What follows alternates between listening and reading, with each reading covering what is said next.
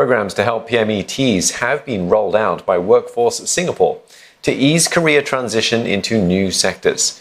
The most recent is attachments in biomedical science and medtech to help some 450 PMETs embark on new jobs. With layoffs rising due to the pandemic, strong views have also been expressed to strengthen the Singaporean core.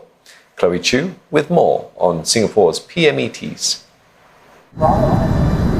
Experts say PMETs are mainly in their 40s or 50s with a university degree, commonly found in the services and manufacturing sectors, and earn between $4,000 and $9,000 a month. But they've also been badly hit by the pandemic. Latest figures show that 45% of retrenchments in the second quarter this year affected PMETs. That's about 3,600 of the over 8,000 workers laid off. And 60-year-old Becky Cheng felt the pinch of this. The shipping industry was all she knew since graduation, until her company, S5, started to shut business units amid the pandemic. But she found a job with a relocation company within 4 months. The people who interviewed me, they are very, very young. I went in with an open heart also, and I'm willing to learn. Okay, even though they may be young at age, but they are my boss. So I will also take their instructions and follow their requirement, and I will carry out the task that is given to me. Ms. Cheng is glad to be contributing actively as some of her skills are transferable. I basically come in as like having that knowledge on the shipping part because of my experience and my contact with people. So I'm able to actually reach out to the carriers for competitive rates. I'm not really a IT person, but I'm very thankful that I get to learn from them. So it's a win-win situation. Ms. Cheng urges job seekers to never say no when an opportunity arises, as efforts put into training and learning will translate to results. Workforce Singapore takes a similar view as it works on reskilling opportunities to bridge PMETs to new sectors.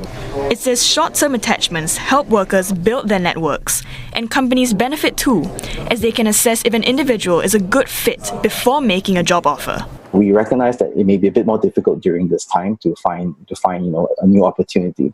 So, and for some, finding that opportunity may mean having to shift into unfamiliar roles or unfamiliar industries.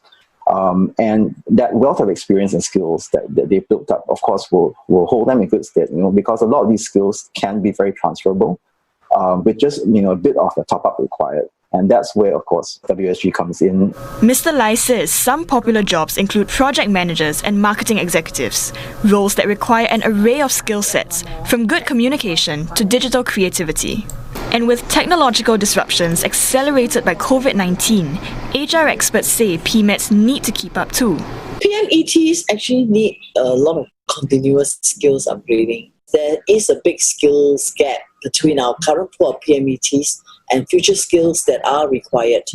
So as we know, the innovation economy is going to result in a new form of capital, human capital that lies in really creative talents and multidisciplinary capabilities. Dr. Lee says job matching agencies are vital in ensuring PMETs stay employed, as they are likely to feel demotivated once they are jobless beyond a certain period of time. She adds that some companies want to retain their PMETs but are unable to do so.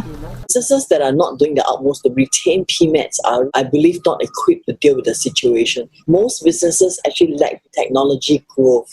So these companies may themselves not be adept in skills transformation, let alone try and retain their PMETs.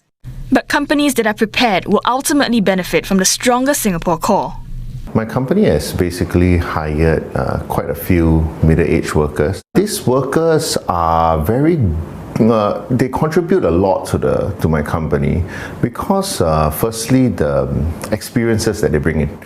They might have switched industries, but the skills that they have picked up along the way are common throughout. Many of them are very good mentors to the rest of the companies.